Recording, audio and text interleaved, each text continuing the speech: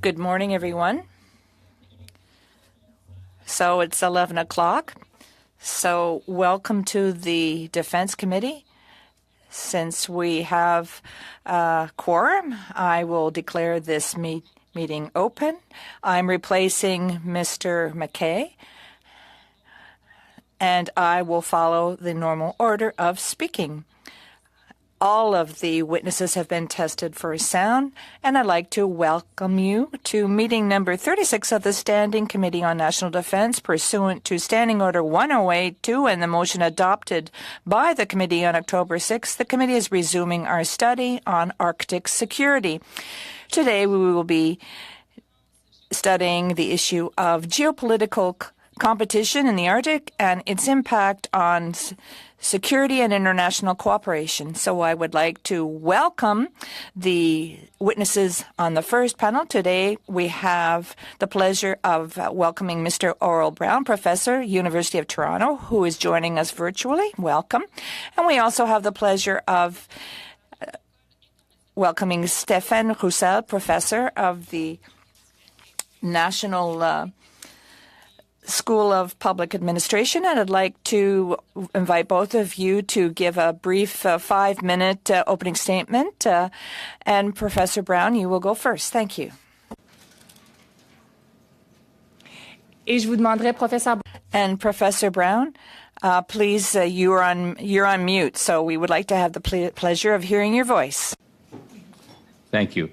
Can you hear me now? If you can hear me now, I will proceed.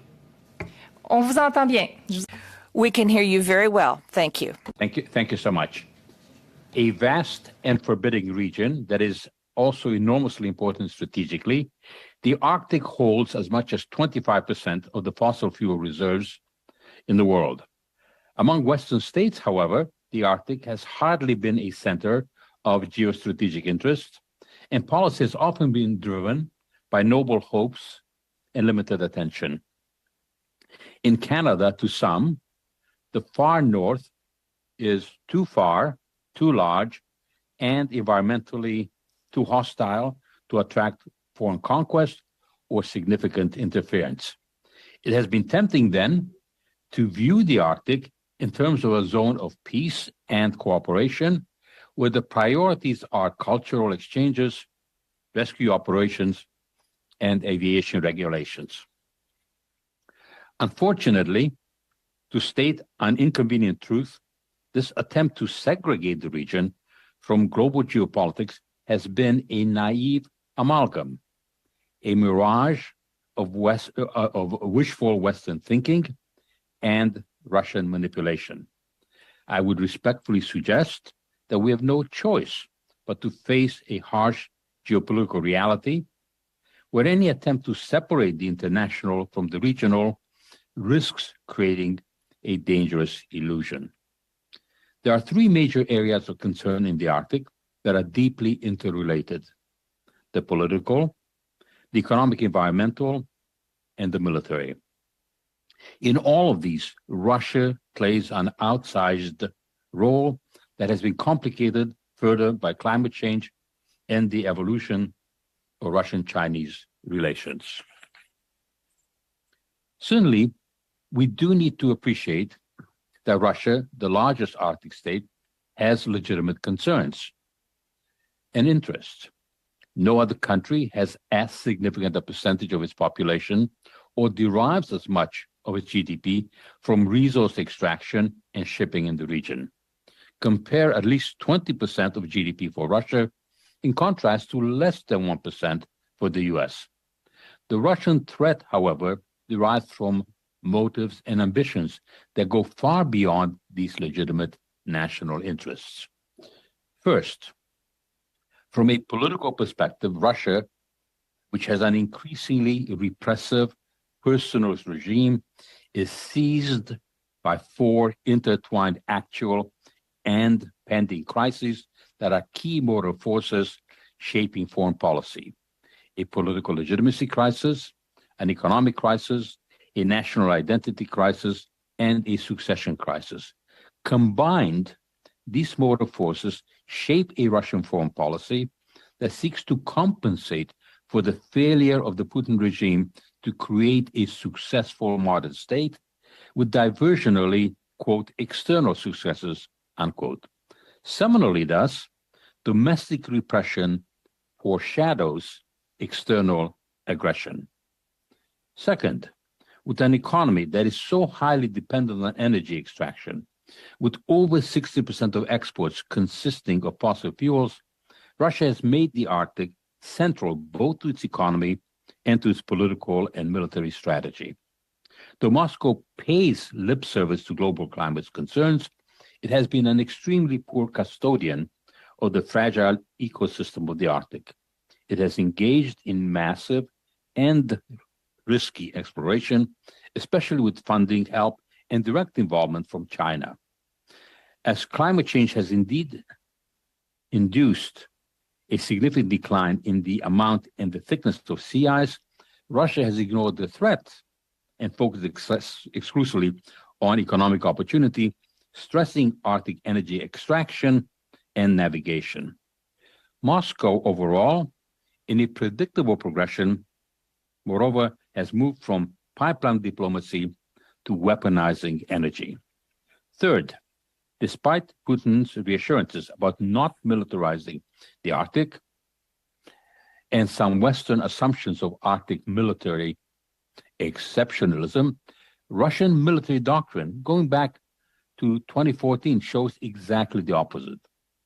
From a new generation of nuclear weapons to its most advanced anti-aircraft system, Russia has been engaging in a massive military buildup with more bases north of the Arctic Circle than all other countries combined, and with more heavy icebreakers than all other states. In conclusion, ostracizing Russia in the Arctic Council recognizes Russian aggressiveness, but is far from sufficient. As long as Russia remains a dictatorship with a failed economy that looks for political legitimacy via foreign adventures, as long as it is so energy dependent, as long as it continues to drift from junior Chinese partner to a Beijing vassal, Moscow poses a growing threat that should be addressed with prudence, but not with panic. Canada needs to, one, have a permanent rather than just a persistent military presence in the Arctic. Two, achieve a qualitative edge in the face of Russian numerical superiority. And three, with allies, including Sweden and Finland, build a credible northern regional military capability. Security and sovereignty are central concerns in light of 21st century geopolitics, and there is no magical solution. Je dois malheureusement, et c'est avec professeur. Unfortunately, Professor Brown, I'm sorry, because unfortunately I have to interrupt you and turn the floor over to Professor Roussel. But I hope that you will continue with your statement in the question period. So you have 5 minutes, Professor Roussel. Thank you, Madam Chair. I'd also like to thank the committee for inviting me here. It's always a great pleasure to be able to contribute to the work of the House of Commons. I am not an expert on Russia. My primary field of research is Canadian national defense policy and the Arctic, which I've been working on for the past 15 years. My comments will be focusing on 3 points. The fact that at the end of February, beginning of March, I received a lot of calls from journalists, particularly from the French media, where they expressed their fears about the vulnerability of Canada in the Arctic and the fact that there was this vulnerability as a result of the Ukrainian war. And I'm an optimist. I don't believe that in the medium term that there is a real threat, a real military threat to Canada in the Arctic. I think that the hostilities and tensions with Russia will not have an immediate impact on Canadians' interests in the Arctic. Russia has not made any claims on Canadian territory. In my opinion, I don't think this would be of strategic interest to Russia, and if ever this should occur, we would find ourselves in a situation where this would be an aggression against Canadian territory, and then we would be much more concerned. Russia does pose a threat to Canada in the medium term in the area of cyber attacks. But as far as the Arctic's concerned, I don't have a great fear there. Secondly, I received questions from journalists about the fact that Canadians are extremely sensitive to the Arctic question. It's a matter of national identity. Being a Canadian, that means that you have to be worried about the Arctic, to the point where any perception of threat, even if it's a far-off threat, creates a stir in Canadian opinion. So the committee has to be aware of this enormous sensitivity and this disproportionate reaction that it sometimes leads to, which leads me to my third point.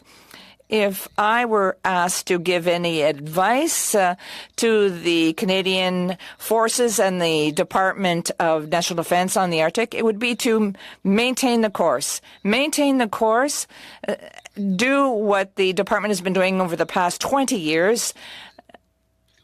The main concern that the department has to be about it must be about the impact of climate change on the Arctic, particularly human activity, which will increase in the Arctic. There will be tourists, economic activity, community support. All of this will take on greater importance over the next few years. The Canadian Forces, generally speaking, constitutes the main platform used by the government to take action in the Arctic. And so the demand and pressure on the forces will increase. I would conclude on this final point. You heard the Chief of Staff speak last week, and he said that the armed forces are now facing a labor shortage. They have a lot of difficulty in increasing their capacity and their ability to provide services. This pressure will be sustained. So we have to have a demand, and also there is this demand that the forces stay in the south as well to provide their services. So this is something we're going to have to deal with over the next few weeks, and that does have an impact on the Arctic. Thank you, Madam Chair, and I will stop there. Thank you very much. And you did this with 30 seconds to spare. So we will go to our first round. Mr. Zimmer, please. Thank you, Madam Chair, and thank you to our witnesses for appearing. My questions will be really asked of Professor Braun, and thank you for your testimony. I agree with your 3 points. You talked about a permanent presence, you talked about a qualitative approach, and you talked about allies working with them to build up strength in the region. I was recently up in Inuvik and Iqaluit just this last summer, and I guess my question, and I'll do a little bit of preamble first before I get your answer, is, liberal hot air really won't cut it anymore. It's been 7 years. We're still seeing a huge lack of infrastructure and a huge lack of security delivered on the ground in the Arctic. And I don't know, I'll ask you, are you familiar with the green hangar situation in Inuvik?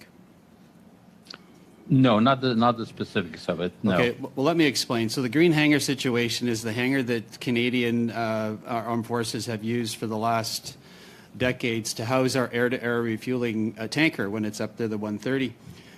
In 2021, this Liberal government, who talks a big game about security, deemed it no longer necessary. That hangar sits right now empty in Inuvik, and we're getting into the winter here. The snow's flying up there. And what that means by we don't have access to that hangar for our 130 to refuel our CF-18s. And what that means is at minus 40 conditions, it takes at least 2 to 3 hours to even get that air-to-air refueling tanker up to speed. So any kind of quick response is really off the table. And I guess if you don't know, if you're not familiar with it, I challenge you to look up a little bit about it. Currently, that NORAD asset that's key in the north, as we know, Inuvik is the key NORAD base in the Arctic. It's up for sale, and we've had some interested buyers look at it, namely the Chinese and the Americans. So I guess my question to you, how can Canadians believe anything this government says around what it's doing to support Arctic security? We see promises from this government, but very little delivered. Please respond. Well, I'm not going to get into any partisan politics, but what I would point out is that we have to be very careful how we define a threat from Russia. If we say that is there a threat that Russia would massively invade the Canadian North, that is not what is likely to happen. But we need to take a nuanced approach to it, and this is what's really essential. That in so many ways, Russia presents a spectrum of threats. And this is why we have to have a response capability and one that is effective and which does not present Canada as a soft or as a tempting target. Those were the last parts of what I was going to make in my presentation. Let me give you an example. Russia is claiming sovereignty over the waters above the Lomonosov and the Mendeleev Ridge. This would cover an area of about 1.2 million square kilometers of the Arctic. What if they acted unilaterally? What do we do about that? Navigation through the Northern Sea route is becoming more possible with climate change. How would that impinge on Canadian sovereignty? Sir, Brian, I only have a few minutes left, so I'll ask you another question. I'm very familiar with the sovereignty, the combating sovereignty claims around the seabed as well. Russia has made a claim for our Arctic seabed, what we deem as ours, and you talked about it before, even environmentally. We need to be able to assert ourselves. So if Putin decides to set up a drilling rig 200 nautical miles off our shores, we need to be able to act and do so decisively. And that I understand what you're saying about maybe you don't think it's a threat. They're currently invading a country right now. This is from a source on the ground. Our weather is changing rapidly as a precursor to the fall rains and fogs are starting. At present, the most critical NORAD base in Canada, it does not have any hangarage, parking, C-130 air-to-air refuelers. The A310 AAR air-to-air refueler cannot land in Inuvik. The C-295 SAR is not operational. Insufficient fuel. As of yesterday, 4 airports in Nunavut, one of which is Resolute Bay, a regional hub, is short of aviation fuel. This hardly sounds like the lead NORAD base in Canada. Or so our Minister of NAN would reassure us. I've asked her questions in the House about this before. She says it's all great in the north. Does that sound like it's that Inuvik's ready for any kind of response in the north? Unfortunately, Canada has neglected its hard power for quite some time now. And given the geopolitics today, we can ill afford to do that. So whether we're looking at general issues or specifics that you have mentioned, all of those need to be addressed, and they need to be addressed pretty urgently. Because as much as soft power is important, soft power operates together with hard power. And Russia is an aggressive dictatorship. And it is backed up by China, and China has become increasingly interested in the Arctic. They want to make sure there's maximum extraction, maximum amount of control by Russia with the help of China. China has talked about a polar Silk Road, and we therefore have to confront that reality. And as much as I would like to have spending shifted as much as we could to education and healthcare, we have little choice but to have a military capacity that is effective and credible. Yeah, thank you, Professor Braun. All I would add is that, we think of this as a threat, and we're here in Ottawa. It's even more profound of a threat if you actually live in the Arctic. So thank you. Merci beaucoup, Monsieur Simard. Thank you, Mr. Zimmer. Now to the Liberals, Mr. Lamberlos, for 6 minutes, please. Merci. Thank you, Madam Chair. And I'd like to thank the witnesses who are here to answer our questions today. I will begin with Mr. Roussel. You said that in the years to come and in the decades to come that the population in the Arctic will perhaps increase, tourism will increase. So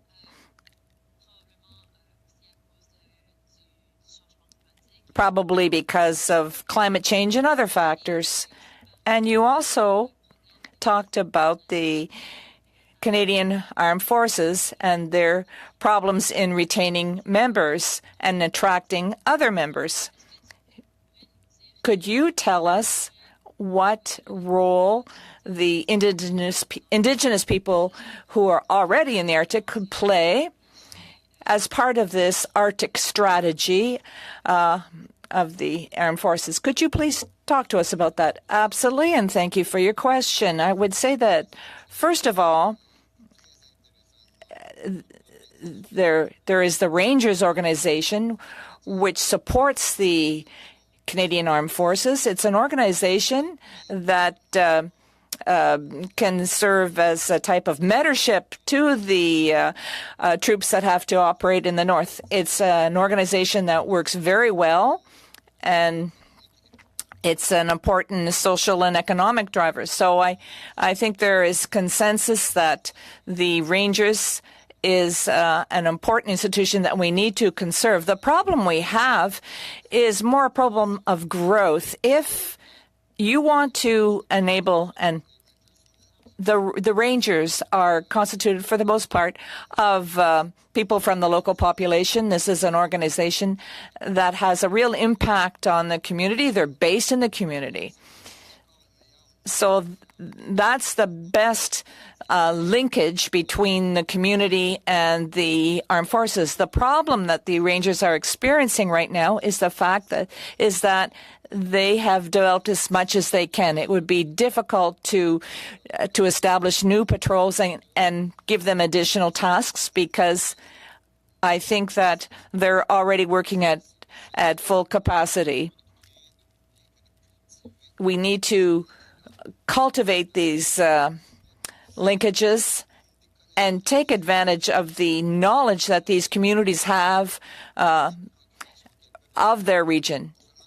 So we, through the Rangers and through instances such as this one here at the committee, I think that we will arrive at this goal. But it's up to us perhaps to ask them what they need more. For me, I think we're on a good path. Why do you think that they're already operating at full capacity and that they can't be developed further? Is it because of the number of people in the organization? What do you mean exactly? Yes, it's the number of individuals in the Rangers, because I think there are 5,000 people who live there, and according to, you have patrols constituting 20 to 30 people per community, so you quickly fill up the number of people, reach the maximum number of people who can or want to participate in these patrols. Perhaps some communities want to be able to form new patrols. Often the communities go to the Rangers and say, can we do this? But I think the gain will be quite marginal in terms of numbers of individuals. So it is very important that we keep this linkage. Yes, we need to cultivate it. Yes, thank you very much. To you. You spoke a lot about the threat of Russia and what may come in the Arctic in the years to come, based on how much they rely on the Arctic. And you also spoke about the northern military capability of other countries, Western countries, in terms of protecting the Arctic. And you said that Canada should work with its partners in order to build, I guess, a northern front that could counter Russia if in the event of an escalation in tension between the countries. Can you speak a little bit as to what you think Canada should be doing with its partners in order to build that capability? Yes, absolutely. Thank you so much for that question. And again, I want to emphasize that we have to look at the Russian threat not in terms of a kind of standard military invasion, because that can be easily dismissed, but that's not how threats manifest themselves. And this is not necessarily how Russia acts. It is, again, something that we need to understand across the entire spectrum. And because we have been cooperating with other countries because we are a member of NATO, because we are a member of NORAD, and NATO now will be enlarging. I'm quite confident that Sweden and Finland will be members. They're almost there. We're just waiting for Turkey basically to decide that this is a good idea. So then we have to ask ourselves, what is the best way to make our collective defense posture more effective? Years ago, I testified before this committee, and I strongly urged that we should get fifth-generation fighters, that we have a qualitative edge. And now that has become even more important, and we're in the process of getting that because of the other Nordic states, Western Nordic Malheureusement, states. Professeur Brown, je suis désolée, ça... Unfortunately, Professor Brown, I'm hitting you with this again. I have to interrupt you once again and turn to another questioner. I would now give 6 minutes to myself. I'd like to thank both witnesses. Professor Roussel, you said that you don't have many fears about Russia constituting a military threat in the Arctic. We know that Russia did plant a flag on Canadian territory at one point, but in broader terms, what about these? Do you think that Russia doesn't constitute a threat because it take on a more military tone to it? Yes, thank you for your question. I'll go back to a point I briefly touched on in my opening statement. There is an immediate threat, and that is the disinformation and disruption of our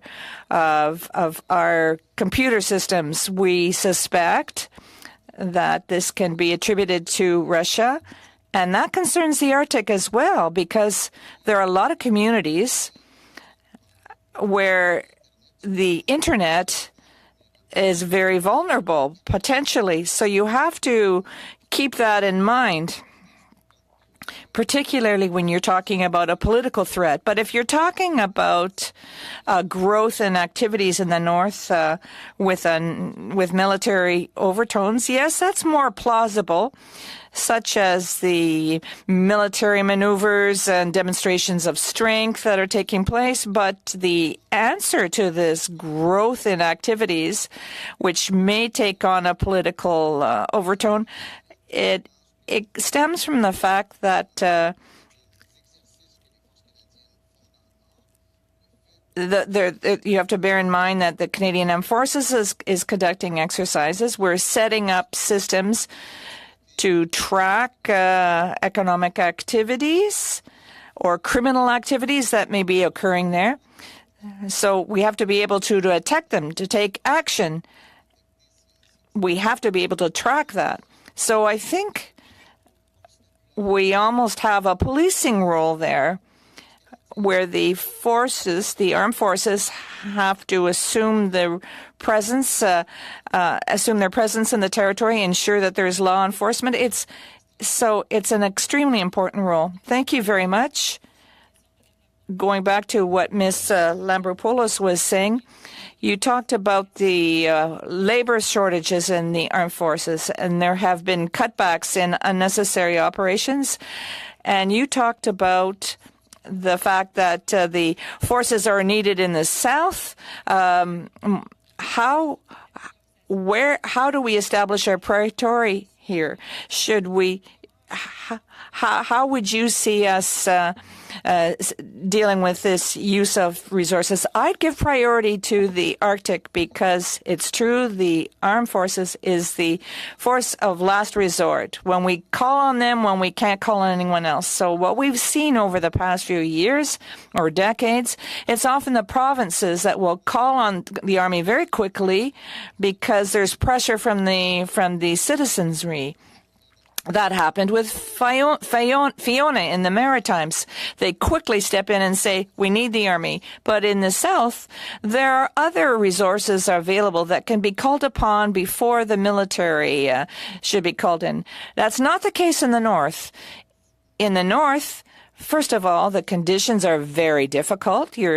Particularly if you're dealing with an environmental disaster or a sinking of a ship. So the armed forces are needed there. So I would have a tendency to say that yes, maybe pressure is stronger in the south, but the north should be given priority because there's no other alternatives in the north. I will keep my next questions for Professor Brown in my second question. In your opening statement, you said that people are interested in what's happening in the Arctic, and and that's why it's so important that we protect the Arctic. But on the one hand, do you feel that people are well informed about what's going on in the Arctic, or do you think that there's a lot of disinformation out there? My answer is yes. First of all, I would say that young people are not maybe as well informed as they should be, but not so long ago, most Canadians never traveled there. I think only 5 or 6% of Canadians ever tried to go up to the Arctic. But the awareness of the Arctic is regardless of their language, regardless of where their region is. Well, most people identify the Arctic as being intrinsically Canadian.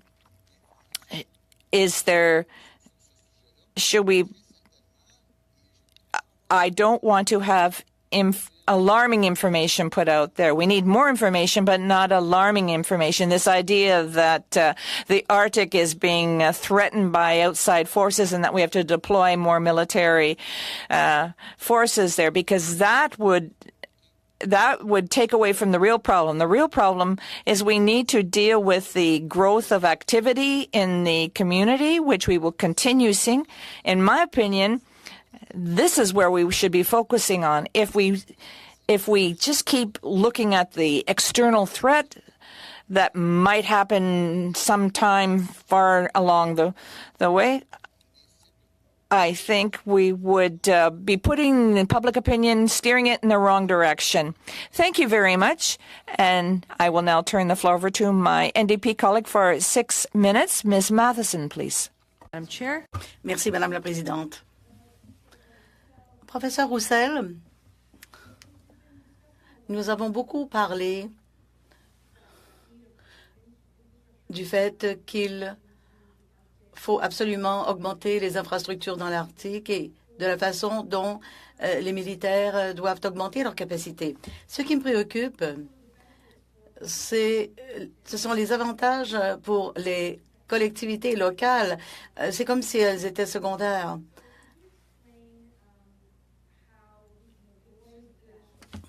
Je suis désolée de vous interrompre, Madame Matheson. Je comprends. Sorry, Ms. Matheson. I believe it's a point of order, Mr. May?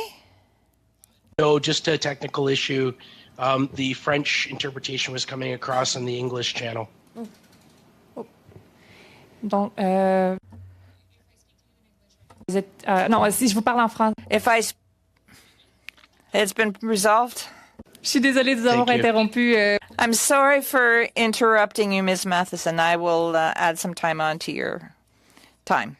So in terms of how we ensure that the prioritization of that spending balances out so that the people in the Arctic actually fully benefit from it, how can we find that balance, and how do we do so?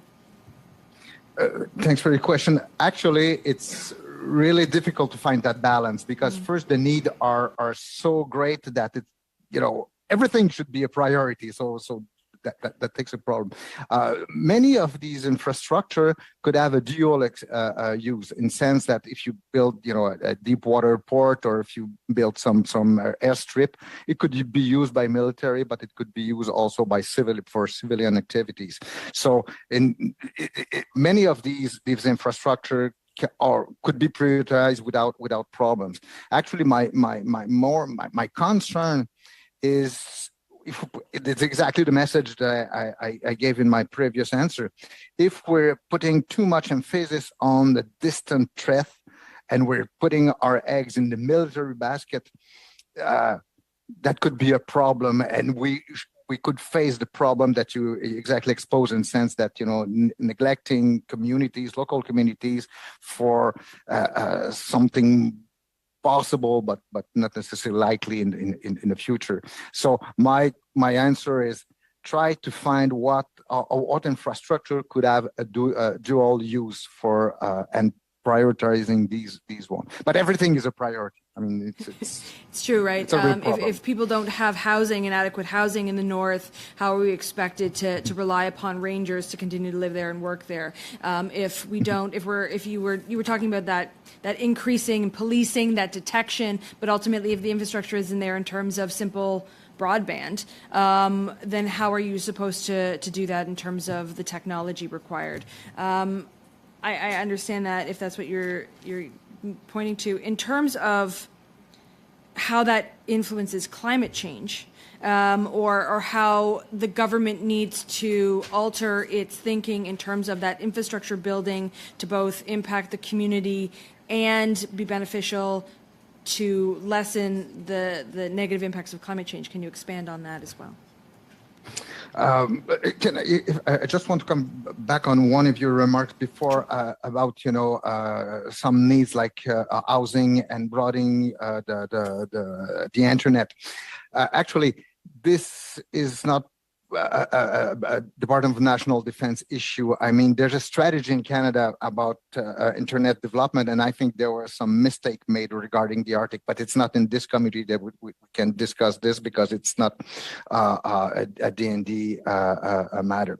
The problem with climate change, actually, one of the multiple problems with climate change is that it will affect many of the infrastructure, including D&D infrastructure. That's why D&D put climate change in under one of the top issue that they're facing, and it will just increase the needs, and it will affect directly the community over there. One of my hope, maybe I can say, even if don't like it, but maybe since many private interests will be interested in developing the Arctic for economical reason or other, they could support or complete the government efforts in the region. I'm not necessarily trusting all the free enterprise to meet all the demands, but it may help. So how would the government ultimately then protect against, to do that building in the way that they need to, but protect against those private interests? How would you see that going forward then? Sorry, could you repeat the question? There was a gap. Oh, sorry. In terms of that role of the private sector, how does the government ensure that it protects the North and the people in the Arctic from what you're saying may be a bit helpful, and yet you have to be careful about it? Like, what are the big pitfalls that you would see, I guess? Again, this question, I'm not sure it's the right place to answer that question. Before, we're sometimes forgetting there's another level of government that is involved here. Part of the Arctic is in Quebec, and many of these questions, including housing, healthcare, and all these questions, are provincial issues. In the territories, even territories have a very different status than provinces. I think the first question, we should ask the question you just raised to these level of governments, to the local communities. Actually, that's them to answer that question. It's not from us necessarily in the South to deal with these questions. So that would involve full consultation, and that it's coming from the ground up, not from the top down. Which is that a problem within D&D? Very quickly, I have like 5 seconds. Yes, we need to have more consultation, and it's not necessarily a D&D matter. So. Merci beaucoup, ce qui nous amène donc au... Thank you. Now begin our second round of questions. So I would suggest that we have 4 minutes for the Conservatives and Liberals, 2 minutes for the Bloc, and 4 minutes for the Conservative and the Liberals. So I'll now turn to Mrs. Newman. Witnesses for being with us here today. Well, not with us in the room, but with us virtually. Thank you for your comments. I'm going to start by suggesting that the strength of our armed forces is in significant decline. And unless we recruit and retain and train, I'm fearful that we're going to be continuing down a very dark path.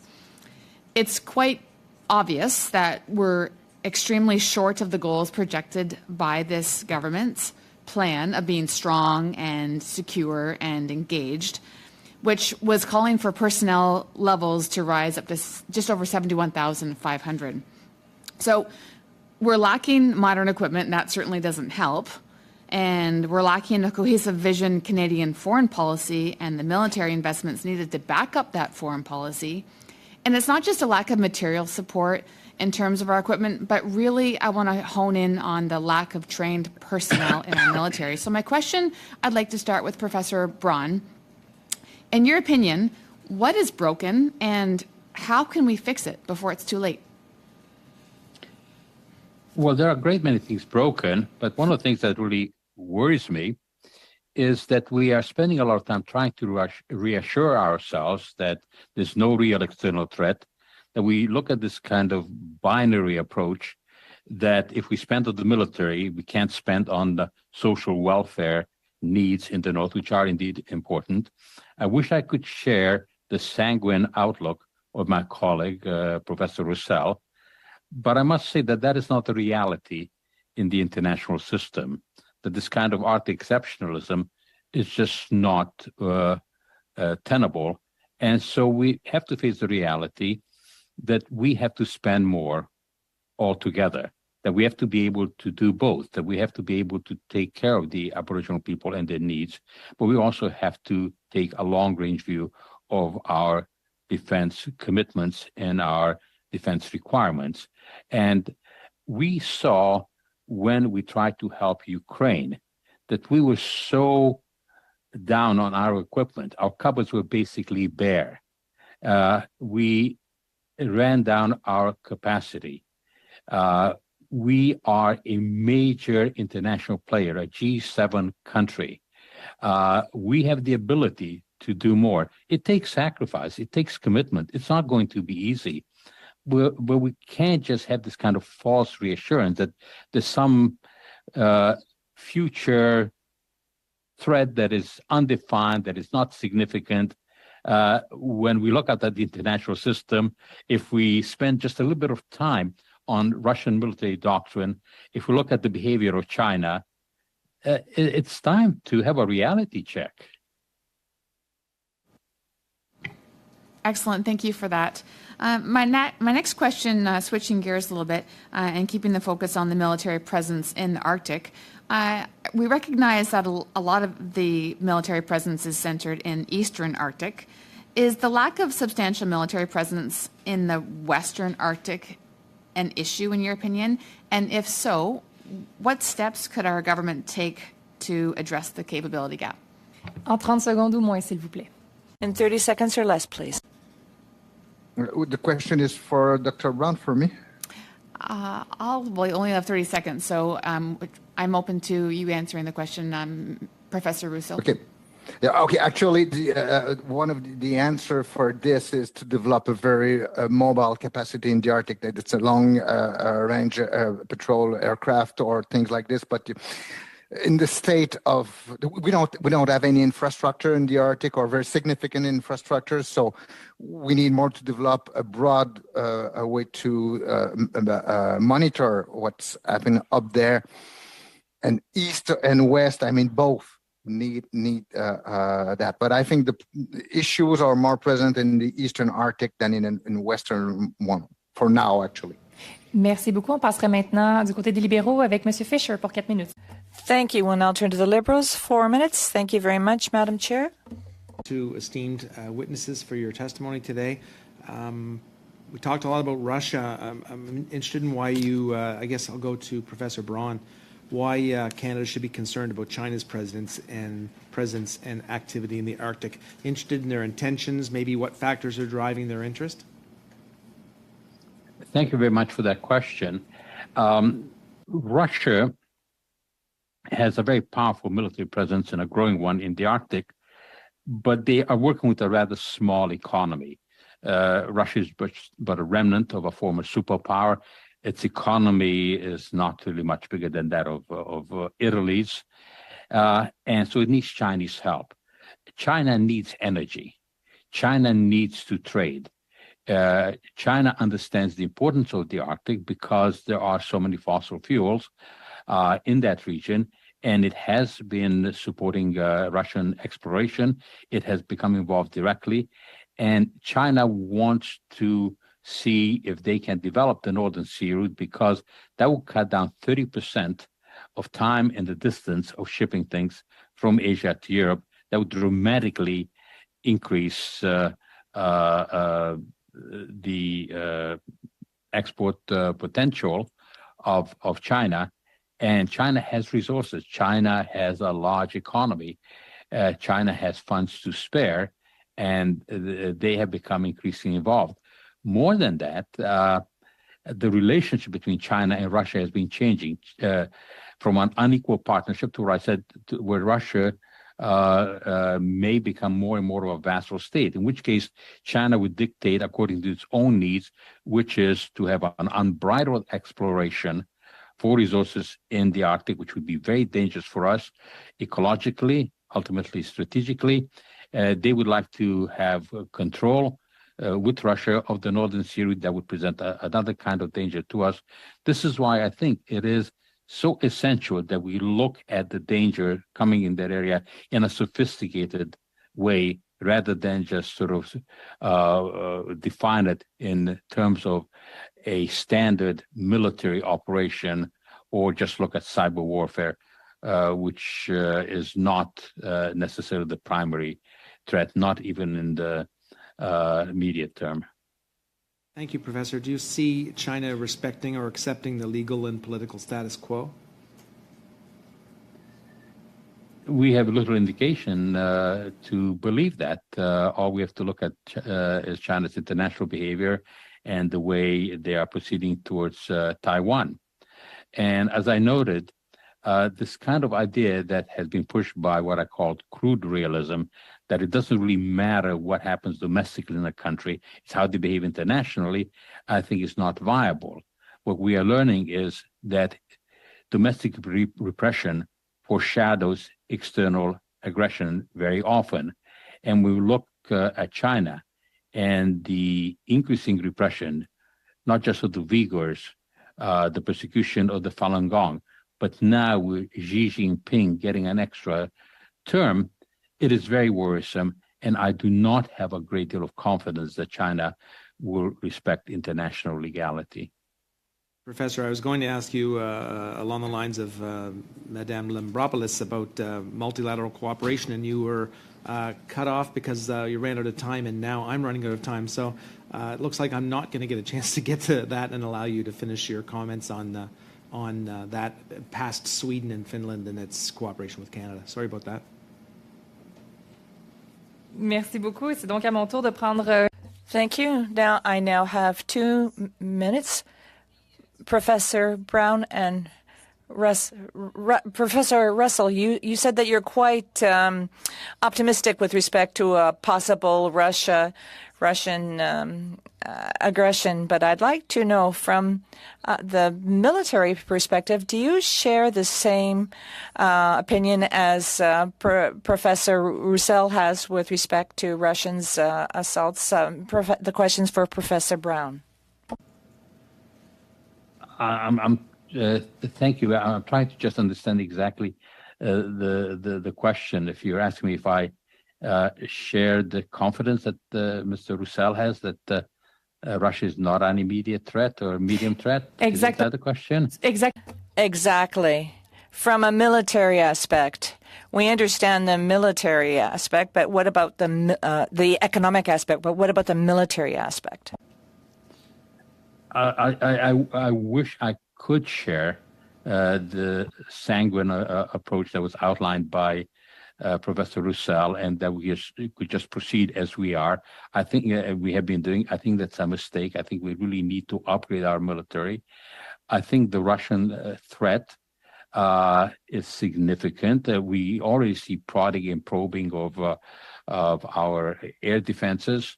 And we also need to recognize that being a member of NATO, any action by Russia against NATO states, and Finland and Sweden are going to become NATO states, any action would involve Canada. And we need to be able to do our part in the joint defense of NATO, and that involves capacity. So I'm very concerned about this kind of rather blight dismissal of the Russian threat as something that is indeterminate, distant, and insignificant, or the notion that Canada. Et malheureusement, je dois vous interrompre. Unfortunately, I'm very sorry. I now need to turn my the floor over to my colleague from the NDP. You have 2 minutes, Ms. Matheson. Thank you. Professor Roussel, in terms of Canada, you were talking about this following staying the course, continuing on in terms of the status quo as we have our, as we look at North American defense and our involvement in NORAD and so on, I believe. And could you talk about, could you expand on that a little bit more, although I only have 2 minutes, but also what the consequences of what others are suggesting in terms of that greater increase of buying more weaponry or purchasing more military equipment and so on and just that overall increase. Could you talk about the consequences or the benefits of that? Okay, 2 parts in my answer. First, we should keep the way we should keep going on what we're doing. NORAD modernization or the Northern Warning System modernization is crucial, and we should go ahead with this. We should also fix the issue of the infrastructure in the north. I think some of you mentioned that all the problems that we could have on the ground to be operational, but at least keeping what we already announced and keep going on this, because we're really good in Canada to announce, to making some announcements and not realizing, for real.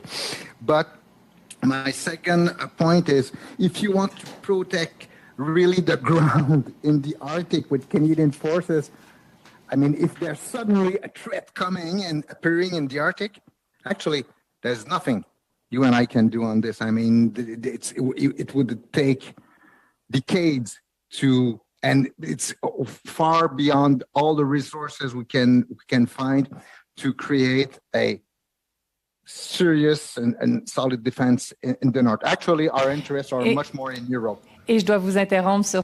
And I have to interrupt you once again. Thank you. Ms. Gallant, you have 4 minutes. Thank you, Madam Chair. According to my colleague, Mr. Zimmer, China is already actively shopping for a refueling base in our Arctic, and Canada actually has a for sale sign out. So given that we have communist China that's already going after Taiwan and rattling sabers in other areas, what concrete steps should we be taking at this point? And what assets, Arctic assets and capabilities does China have that we should be concerned about?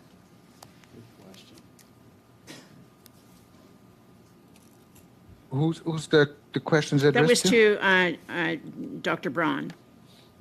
Oh, okay.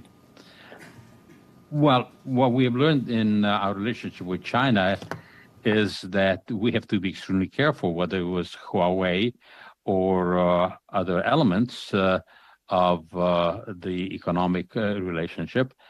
And we need to understand that China is not driven only by political concerns. It is also driven very much by economic concerns, but also by political concerns. So we have to think in an integrated fashion. And so consequently, we need to be wary about handing anything over to China that could be dual purpose. China's action in the Arctic itself are not predominantly military per se, but they're acting together with Russia, where Russia is heavily invested militarily and growing so. And this is why I'm afraid that we can't just proceed as we have, because we have not been doing very well. And it is not this kind of notion that we are going to be deploying 100,000 troops in the frozen north.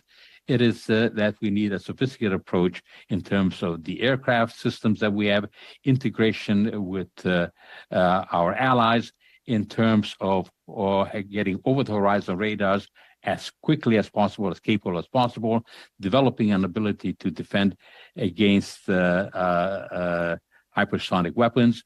All of that will involve a very large investment, and I wish we had a choice. I wish we did not have to spend it, but that's not the geopolitical reality of the 21st century.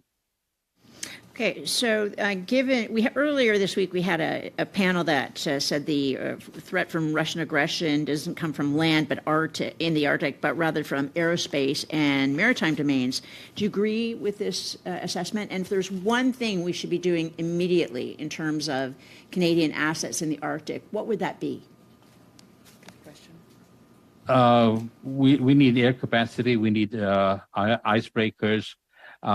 We need to have exercises on Canadian soil. A lot of it is messaging. It is perception of making sure that Canada is not viewed as a soft target. Norway, for example, has held NATO exercises, the cold response. We should very seriously consider having those kind of exercises in Canada as well to send a message. Okay, and okay, would you please complete your opening statement? You're cut off there in the very beginning. You had something important to say. It was the last sentence, basically. There is little choice but to have an unwavering commitment, a major investment in hard power, and consequent economic sacrifices to make certain that Canada is never viewed as a soft and tempting target. Okay. Merci beaucoup et on procède maintenant. Thank you very much. The last 4 minutes, Miss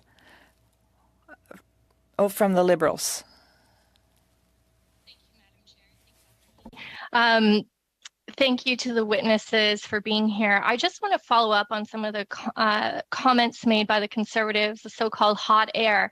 And I just want to talk about, did Russia and China become a threat in the Arctic starting in 2015, late 2015? Did infrastructure exist in the Arctic and just cease to exist in 2015? Were there NATO exercises? Were there icebreakers? Were there infrastructure? Was there personnel stationed in the Arctic and just vanished in 2015? Or perhaps the hot air and the political nature that the Conservatives want to build is, in fact, to distract from the fact that successive governments have had to make choices, and you both have spoken about the spending choices, which I think is a fair comment and should be looked at.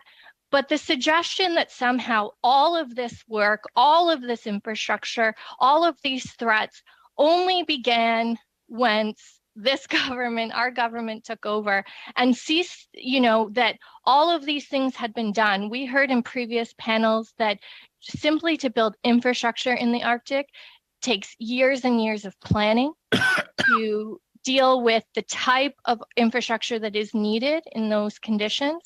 And the fact that the Conservatives like to pretend that all of this existed and only changed once they were no longer in office is simply not true.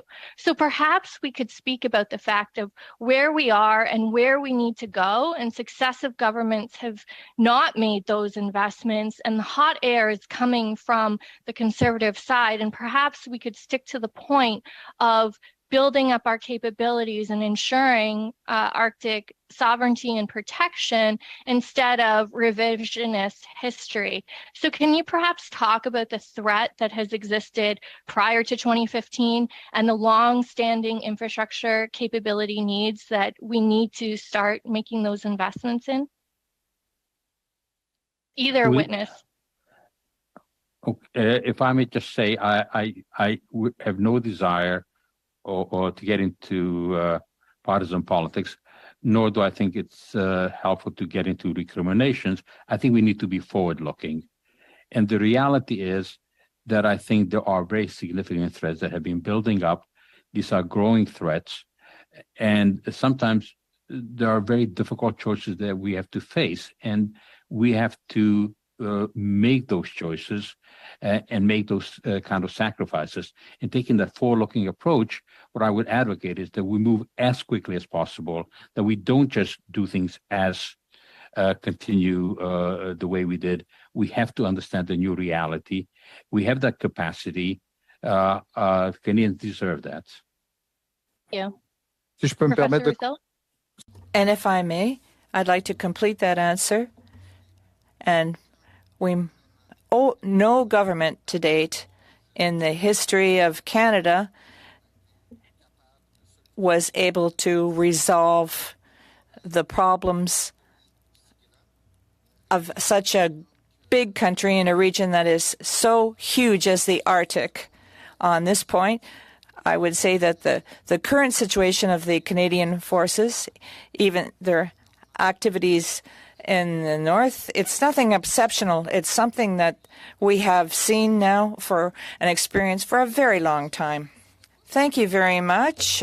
This concludes our first panel. Professor Brown, Professor Roussel, thank you for making yourselves available to us. Your statements and answers will be used for our future studies. So we will now suspend briefly so we can get the new panel.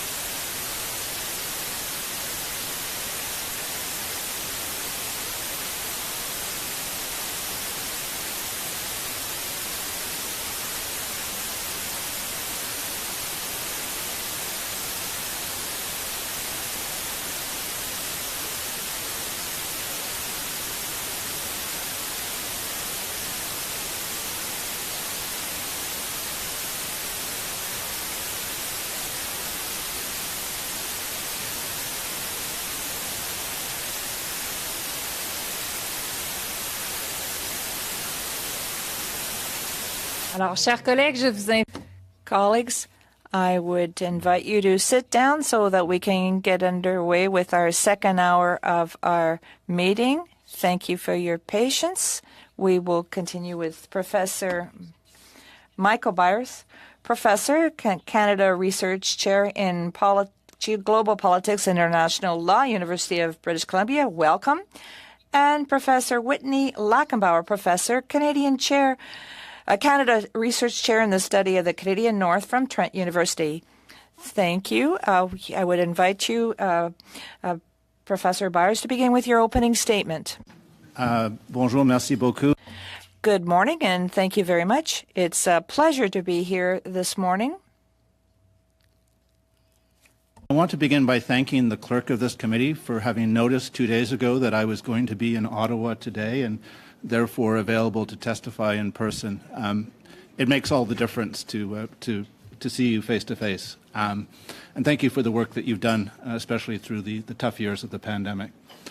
I was able to hear the testimony of the witnesses for the previous panel, and I want to both agree and disagree with them. I want to agree that Russia is a significant security threat to Canada, including in the Arctic, and has been since the 1950s. Through long-range bombers carrying nuclear warheads, through to the development of intercontinental ballistic missiles, and through today to the development of cruise missiles and hypersonic missiles, Russia is a threat to North American security, absolutely. And given the behavior of the Putin regime, that threat is greater now than it has been at any point since, 1962. So we live in dangerous times in terms of the Russian threat to North America. That's where I agree with one of the previous panelists. And I will talk a little bit about how we can help to deal with that threat or manage that threat before I move on to other issues. So in terms of managing the threat from Russia, which is now through ICBMs and cruise missiles and hypersonic missiles, Russia is far too advanced with its technology for us to have the capacity to shoot these things down, and nor indeed is the United States capable of shooting these things down. The reason we have our radar surveillance in the Arctic is to preserve the ability of our American friends and neighbors to launch in the event of a Russian first strike. This is the preservation of mutually assured destruction. The Northern Warning System is about that. It's not about protecting us in the sense of attacking the incoming Russian missiles. It's protecting us by providing us with the assurance that Russia will be destroyed if they launch at North America. And we need to upgrade the Northern Warning System to provide continued surveillance and warning to our American allies. That includes over-the-horizon radar, absolutely. We need to preserve the mutually assured destruction that has protected us since the 1960s in terms of the nuclear deterrence, and that's our biggest contribution to North American security, those radar stations in the north. In terms of the other dimensions of Arctic security, most of the action right now is in the European Arctic. It's in the North Sea, the Norwegian Sea, the Barents Sea. The preponderance of Russia's military strength, non-army military strength, so naval, air force, ICBMs, is in northwestern Russia, in the Russian Arctic, predominantly on the Kola Peninsula. Their access to the world's oceans is through the Greenland, Iceland, UK gap, and NATO naval forces and air forces are very active in dealing with Russian activity in that area. Just in the last few days, they conducted major exercises with their nuclear forces. Missiles on land, submarine-based missiles, and bomber, nuclear bomber capacity. They tested this just a few days ago. I had the opportunity to spend some time with the commander of the U.S. Second Fleet in September 2019, and he told me that already then in September 2019, the level of Russian submarine activity was comparable to what he saw as the commander of a U.S. Attack submarine in the latter part of the Cold War. So there is activity there. Canada has a role to play. Our frigates have a role to play with other NATO naval forces in that theater. Our long-range surveillance aircraft have a role to play in that theater and do play a role in that theater. But turning to the North American Arctic, Russia is not going to invade the Canadian Arctic. Think about it practically speaking. Russia is already losing a war against the Ukrainian military. Russia already owns half of the Arctic uncontestably.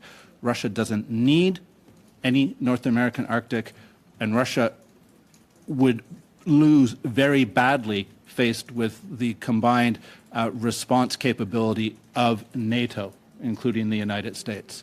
So an invasion in terms of attempting to conquer territory is just not on their cards. I agree with Professor Roussel here.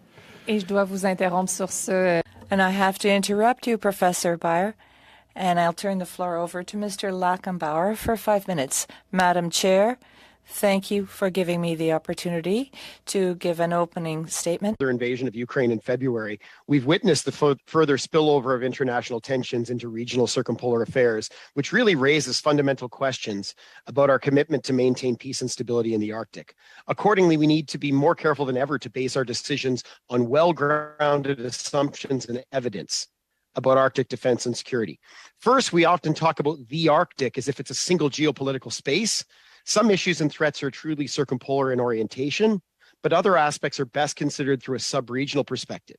So as Professor Byers just said, there are specific threats to the European Arctic that are substantively different from threats facing the Canadian Arctic. For example, the threat posed by Russian land forces along the borders with the Nordic states represents a very different situation than we face in Canada, and we can't lose sight of this. I also think there's important analytic value in distinguishing between threats passing through or over the Arctic rather than threats to or in the Arctic. So the first category are threats that pass through or over the Arctic to strike at targets outside the region. And these are things like cruise missiles, hyperkinetic glide vehicles, ballistic missiles, bombers, and submarines. And it's notable that these weapons and delivery systems are not primarily oriented at striking Arctic targets. They're geared towards global balance of power and deterrence, and thus best situated on the international level of analysis. That stated, they do have an Arctic nexus because we have invested or are investing further in Arctic capabilities to detect, deter, and defend against these global threats. But to suggest that these defenses against these through threats are about defending the Arctic rather than about defending the North American homeland more generally is a misrepresentation, and this has not fundamentally changed since February. Instead, I think we're best to consider these through threats broadly as part of integrated deterrence. And here is where NORAD modernization focus on creating a layered, all-domain defensive ecosystem intersects with Arctic defense and security. The second category are threats to the Arctic. So threats that emanate from outside the Canadian Arctic and threaten our Arctic. Yet some theoretical ones are kinetic military threats. We might think of Alert or Thule as obvious targets in the case of a general world war, given their strategic significance. But I don't typically consider traditional military threats as the most acute security threats to the North American Arctic.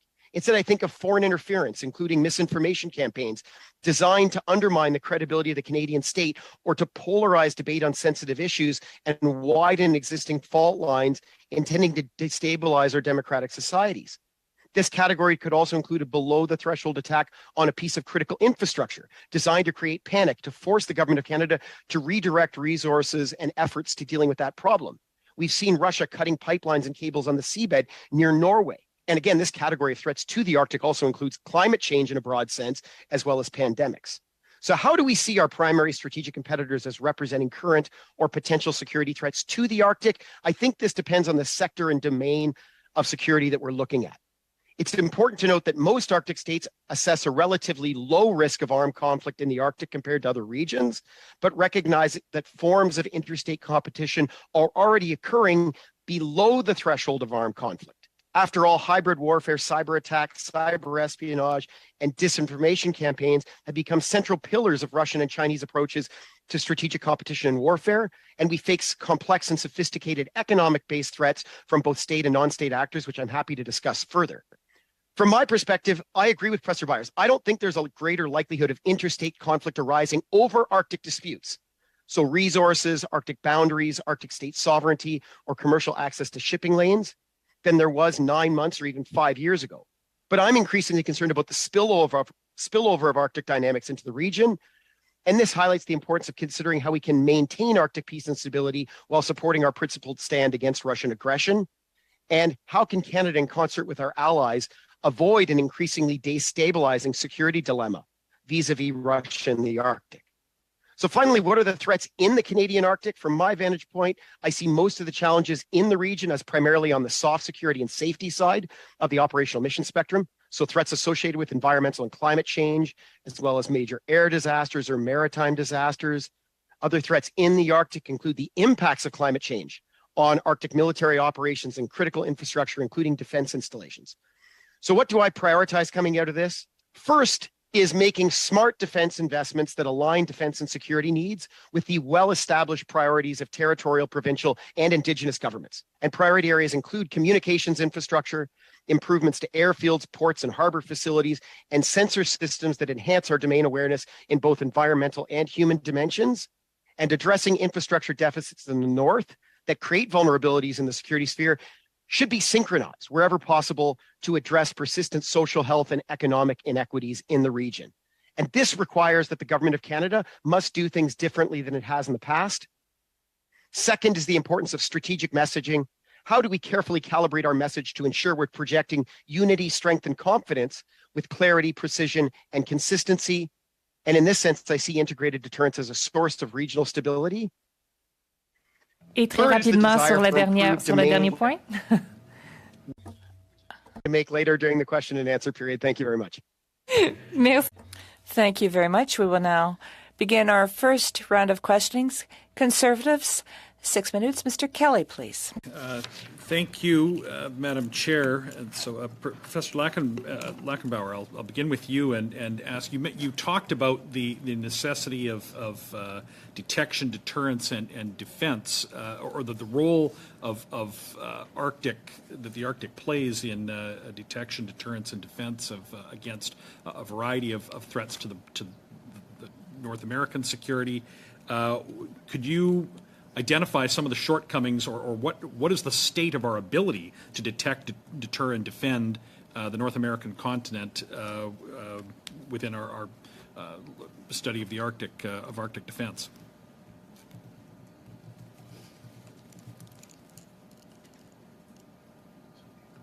My apologies. Thank you, Mr. Kelly. I think that our ability to detect against all threats at the current moment is limited.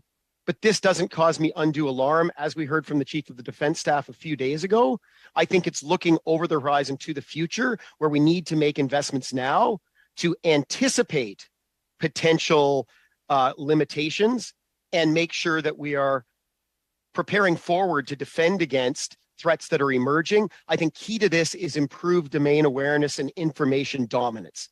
And what this means is gathering, analyzing, and sharing information at the speed of relevance. And this is not only amongst decision makers within Canada, but also amongst our allies and partners. And here is where I think Canada can and should seek a leadership role.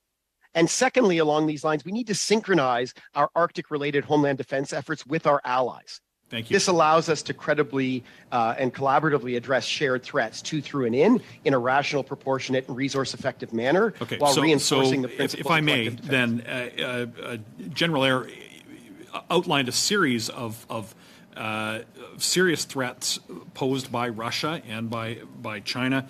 He gave kind of a medium-term horizon. He talked about 15 years, this kind of thing. We had other testimony from other analysts who suggested that was wildly or at least significantly understated, and that the threats are much more immediate. But even going back to what General Eyre said is that we don't know what authoritarian single rulers like Putin or Xi will do. We cannot predict that, but we know what they say, and we can judge their actions.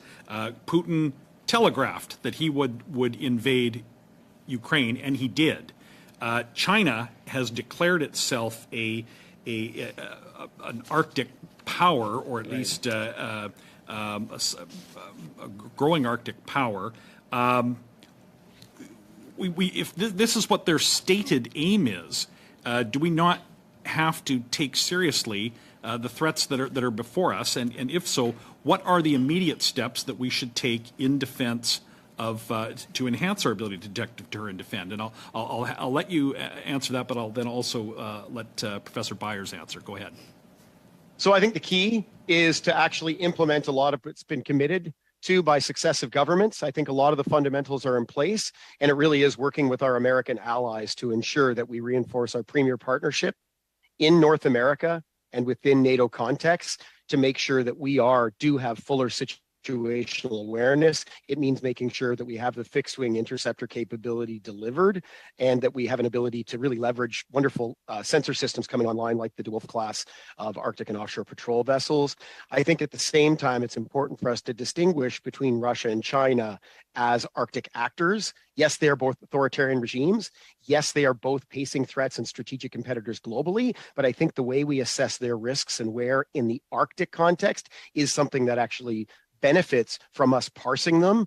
And by no means should we be complacent or apathetic or not take the threat seriously, but recognize that who is being called upon to address the threats and Professor where Byers it in, and I'm really limited for time. I'd like Mr. Byers or Professor Byers to get in, and then one more question. So go ahead quickly. So what do we need in terms of surveillance? We have very good space-based surveillance right now. RadarSat Constellation, 3 satellites launched in 2019. They have a 7-year lifespan. That procurement for the replacement needs to be set in motion now. Those are our eyes in the sky in the Arctic. They can see at night through clouds. They were built for Arctic security. So RadarSat Constellation renewal, absolutely top of my list. Secondly, our Aurora long-range patrol aircraft are 40 years old. They're still doing a great job, including in the North Sea with NATO forces, but we should be renewing those. And then in terms of being able to respond to smaller incidents, to search and rescue or harassment activities by Russia, not invasion, but harassment activities by Russia. Our Cormorant search and rescue helicopters are amazing platforms. The midlife renewal needs to be set in motion again. Thank you. Thank you for that answer. Just lastly, I've only got under a minute. China has declared itself a near Arctic state. We've had different analysts, and in fact, General Eyre as well, refer to Russia becoming a Chinese vassal. This is the word that we've heard around this table. So I don't know that we can separate the two as Russia continues to flounder in its horrible invasion of Ukraine. To what extent will we see these two act together with Russia, who has made claims to Canadian territorial seabed, and China that has declared itself a near Arctic state? Yeah, Malheureusement, c'est une question très intéressante. That's a very interesting question, but unfortunately, we'll have to answer that question in another round. I would invite Mr. Mate for the next round of questioning. Thank you, Madam Chair.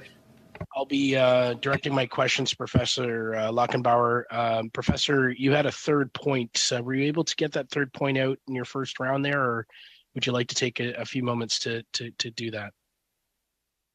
I'll just do my quick summary point, which was ensuring that we're synchronizing our Arctic-related homeland defense efforts with our allies and with Canadian partners, including northern partners. We need to remember the Kremlin's foremost goal is to fragment our alliances and our partnerships as like-minded Arctic states or within our states. We've got to ensure exactly the opposite, that our relationships within Canada and with our allies are stronger than ever. And for that reason, we need to be very clear as a country what our messages are about Arctic defense and security, and where we're particularly interested in investing in broader collective defense efforts and making sure that we're proportionate. And that's a good segue actually into my first question to you, sir. And it's about the Arctic Council. Why should the Arctic Council be more concerned about China opting out as opposed to its continued participation? Great, thank you. I think there's actually a lot of misconceptions about what's gone on with the Arctic Council since late February. First of all, it's not been suspended. The like-minded Arctic states, and you notice I did not say Arctic 7 because I wish that term would be completely excised from the conversation these days. The like-minded Arctic states has chosen to put a pause on their involvement for the time being. To me, this is appropriate because the emphasis is on Russia to make things right, to allow institutions like the Arctic Council to be reinvigorated. The reality is there is no Arctic Council without Russia being involved, given the intent of Canada and other countries for creating it to be a way for all of the circumpolar partners to be part of it. But I agree very much, Mr. May, that we have to be really careful. The effects primarily of this pause that I'm worried about are in all of the fantastic science that the Arctic Council does and what gaps are going to emerge if we don't get back to resuming that science. And then secondly, on the permanent participants, this being an absolutely innovative forum for Indigenous engagement in international affairs and how this is curtailing the ability for Canadian Indigenous peoples and their transnational kin to be able to contribute and to inform the Arctic discussion. So again, I think there are some concerns about the longer the Arctic Council remains on pause, how much are observers like China going to be willing to wait? But to me, that's a secondary or tertiary consideration to the other considerations that are at play. Thank you. And in your opinion, sir, how can the federal government better work with Northern and Indigenous communities to advance specifically Arctic security? Great. Well, thank you. I think there are a series of existing mechanisms. I think, for example, when we think about the differentiated Inuit and Unangat space and the opportunities associated with the Inuit Crown Partnership Committee over the last number of years, here's a really opportune space to be working on collaboration and alignment of priorities and co-development of implementation efforts between Inuit leadership and the federal government. Otherwise, I think there are mechanisms for information, knowledge, and sharing through constellations like the Arctic Security Working Group, as well as established territorial mechanisms and ones directly with Indigenous governments. I think the key here is the recognition that this requires doing things differently and not just bringing in Northern partners to inform them about what's already been decided upon, but truly ensuring that these Northern partners are empowered with information proactively so that they can sit down and we can actually figure out where those alignments are of interest. Are there some areas, what areas are of security policy where Indigenous knowledge would be particularly useful? So one of the reasons why I articulated the through, to, and in concept is everything relating to threats in the Arctic, in my mind, should be led wherever possible by Northern rights holders and Northern stakeholders. When we're talking about threats to the Arctic, at those tables, there must be Northern representation in the spirit of nothing about us without us. When we're looking at some of those threats through the Arctic, those are tables where Northern rights holders should have a seat at the table if they wish to avail themselves of it.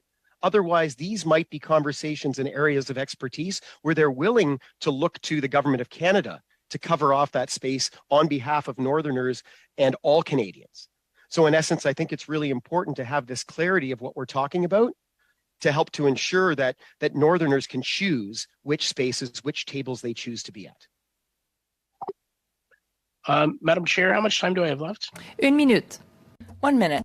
Okay, not a ton of time. I just would say thank you to both of our witnesses here. Mr. Lockenbauer, do you have any other thoughts, any final thoughts on the issue of the Arctic Council? I think that as much as there's pressure to feel like we need to act on this right now, we're still dealing with such a state of uncertainty that I think we're wise to have adopted the posture that we have, where we're re-engaging and reinvigorating certain projects under the auspices of the Arctic Council that do not involve Russia, and in essence, preserving the integrity of this high-level forum until such a time as there may be opportunity space to re-engage and really have it build forward into what the Arctic Council should be. Thank you, Madam Chair. Merci beaucoup. Et ce sera maintenant à mon... Thank you. I now have 6 minutes of questioning. I would like to piggyback on what Mr. Kelly was talking about, this cooperation between Russia and China when it comes to the Arctic. And from their point of view, what are the restrictions in this with this type of collaboration? I'd like to hear about the pros and cons of this Arctic cooperation and the fact that China the fact that we need to accept the fact that maybe China has a certain stake in the game as well. Perhaps Professor Byers could begin. English because it's my better language. China and Russia are not friends. They are allies of convenience. At the moment, China is purchasing vast amounts of Russian resources at bargain basement prices. And then selling it onward for enormous profits. They're selling oil and gas to the European Union at very significant profit for China. So they're taking advantage of the situation. But they are not friends in the way that Canada and the United States are friends. And one could foresee in future a Chinese invasion of the Russian Far East to seize territory and gain resources. So I don't see that relationship becoming much closer in terms of trust, in terms of integrating their militaries. But obviously, Russia is the weaker power, and China is rapidly becoming more powerful. So we do need to watch this. We also need to watch India, which is providing far too much support to Russia. And let me just say this: Turkey has surprised me by sticking to its NATO alliance commitment. So good for them. But it's very mobile. In terms of China and the Arctic. China's principal interests in the Arctic in the last decade have been access to shipping and access to resources. In terms of resources, until recently, they were very welcome in the Arctic states in terms of foreign investment, in terms of trade. I come from Vancouver. If you look at Vancouver Harbor, it's full of ships carrying Canadian resources to China. This is not something that's changed radically in the last few years. And in terms of shipping routes, and most people don't know this, China does not oppose Canada's legal position in the Northwest Passage. They've been very clear to Chinese shippers that they expect Chinese shipping companies to follow Canadian rules. So are they a global threat in terms of their increasing power and the centralization of authority in President Xi Jinping? Absolutely. Major concern. Threat to the Canadian Arctic, not an imminent one. But I mentioned harassment earlier, so not an invasion, but harassment. Russia and potentially China could begin to cause problems. The Russians have been messing around with subsea cables in the Norwegian Arctic, for instance, flying drones near oil platforms.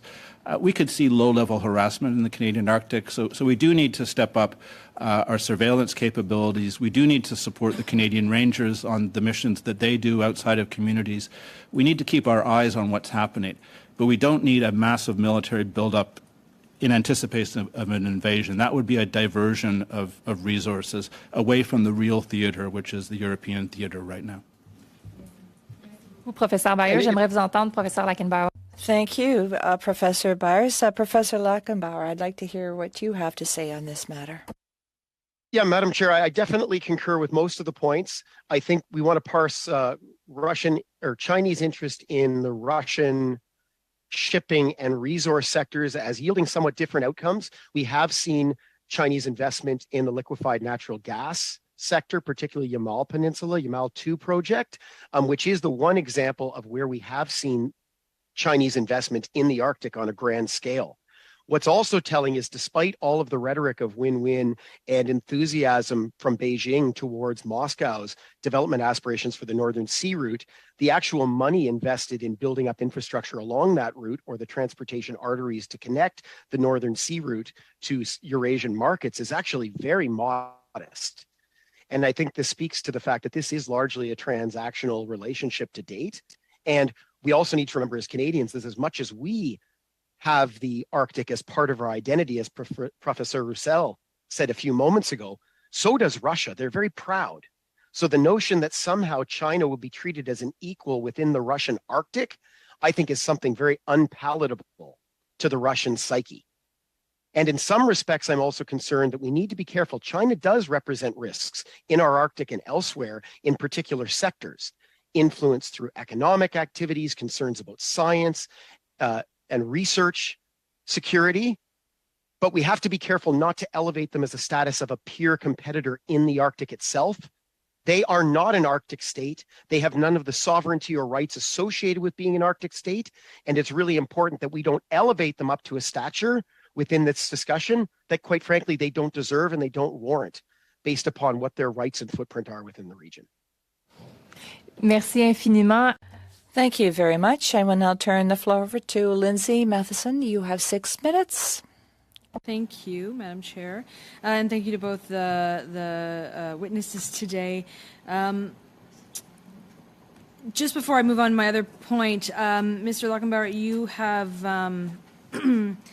written a article about why China is not, in fact, that peer competitor in the Arctic. Do you think that you could submit that to the committee so that that can be considered within our report? It would be my pleasure. Thank you very much.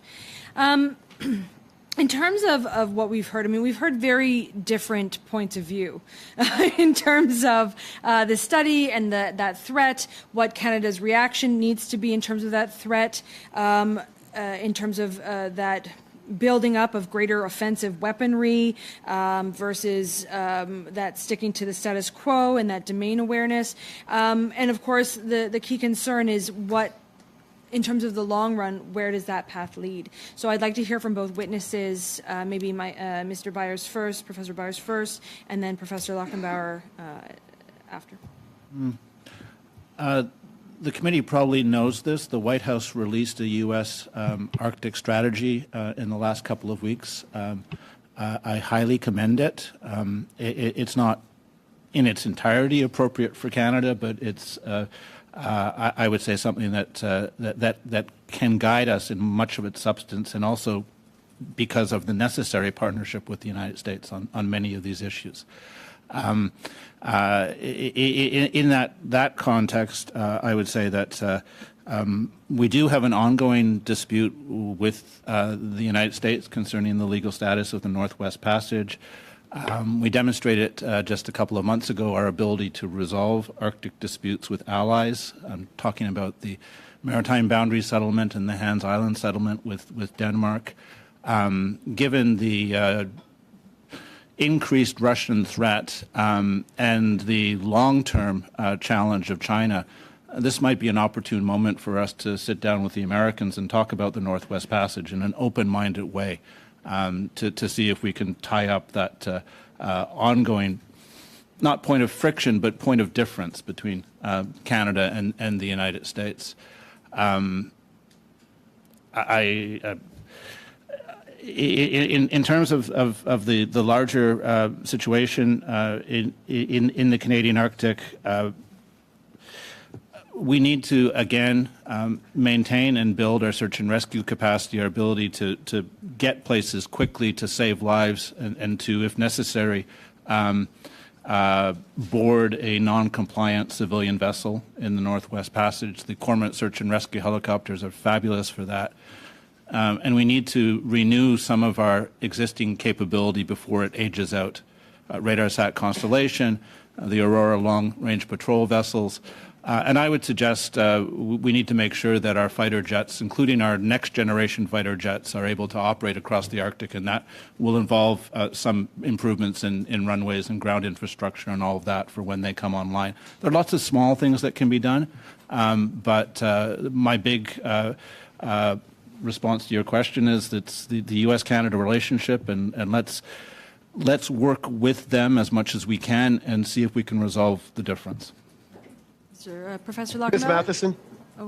Ms. Matheson, thank you very much for your question. I will focus directly on what you asked about offensive capability. And the way I would phrase it is, how do we avoid a security dilemma where we make investments in defense that are interpreted by an adversary or competitor as something that in turn threatens them and encourages them to make an increased investment and triggers what might be an arms race or a security spiral.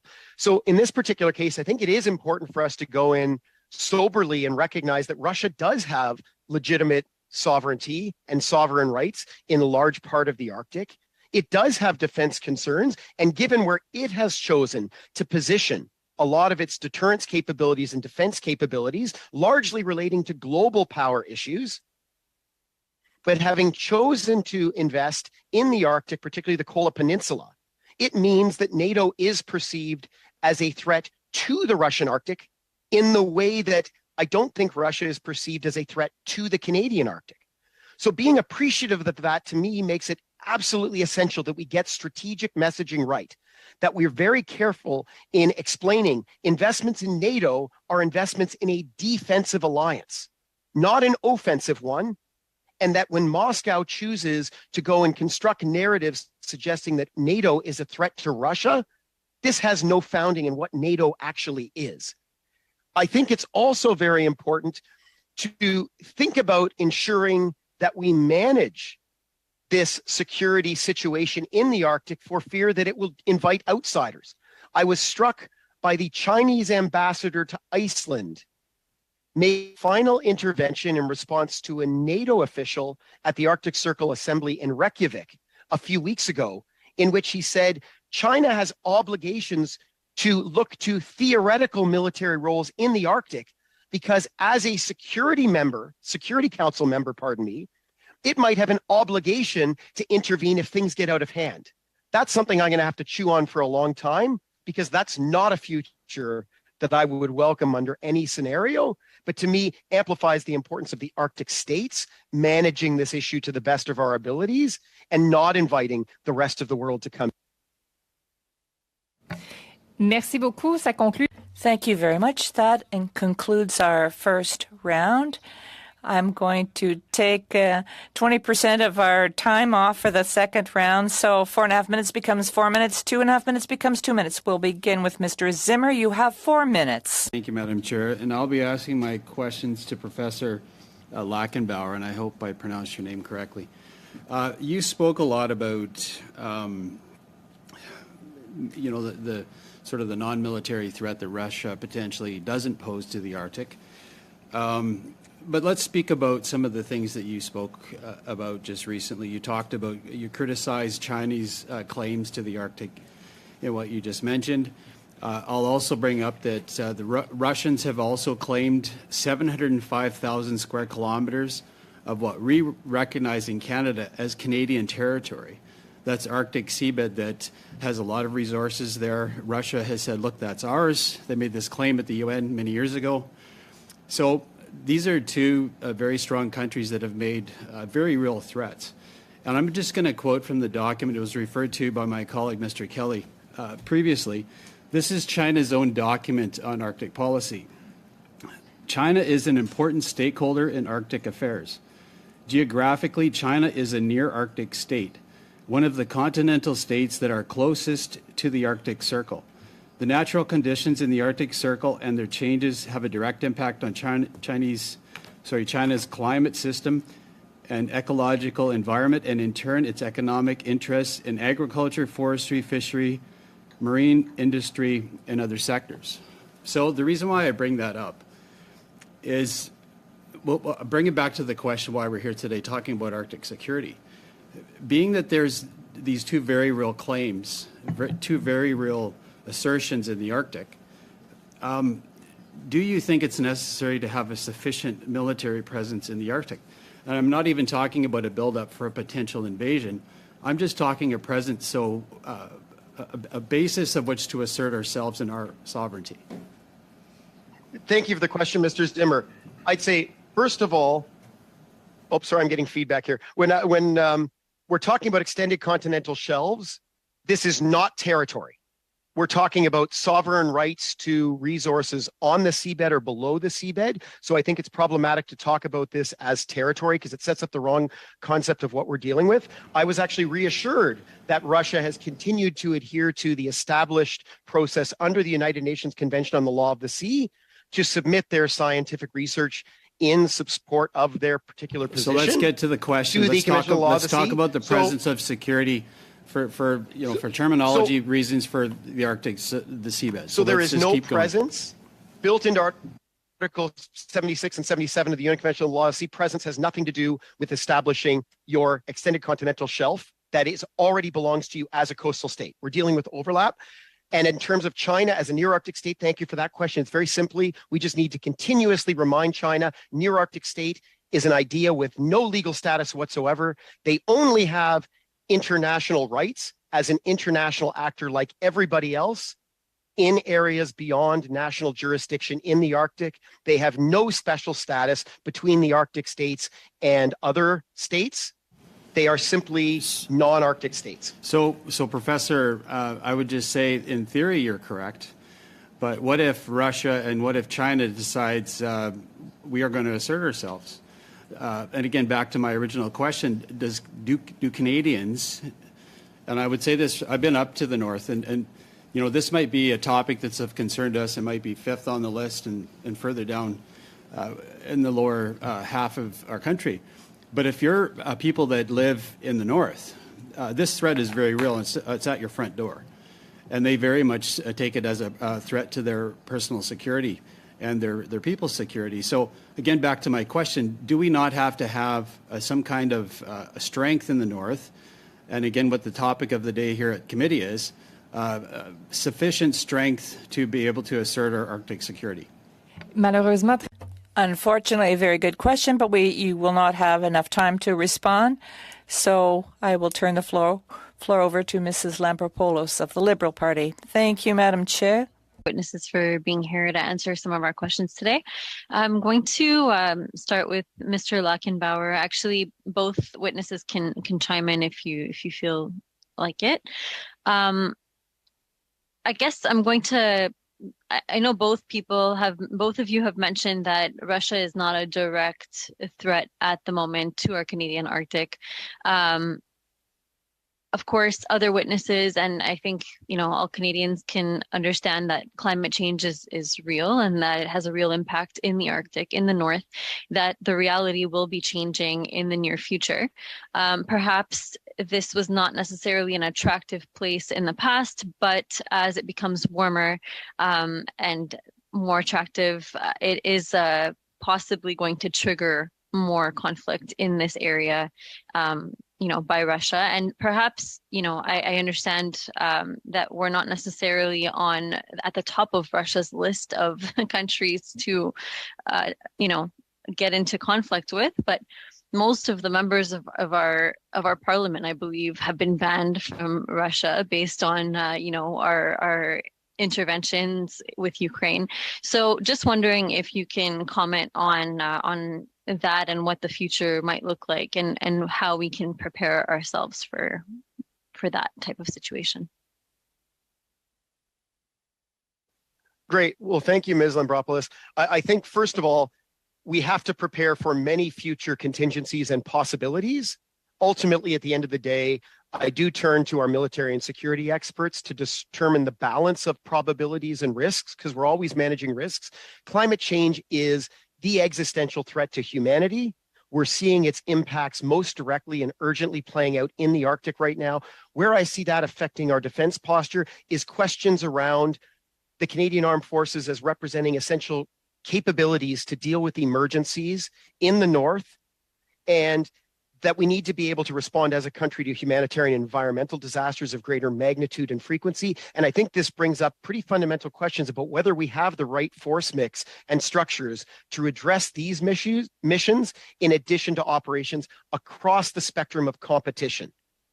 So in essence, I see climate change as representing a clear and present danger to many of my friends in the north in a day-to-day way that requires us developing the right capabilities now, and at the same time anticipating what stressors on the environment might bring in terms of competition changing going forward, and potentially inviting different patterns of activities or different patterns of risk that we should be anticipating. And the fact that Canada has offered to host the NATO Center of Excellence on Climate and Security in Montreal, to me, is a step in the right direction of we being leaders in understanding and anticipating some of those drivers and dynamics.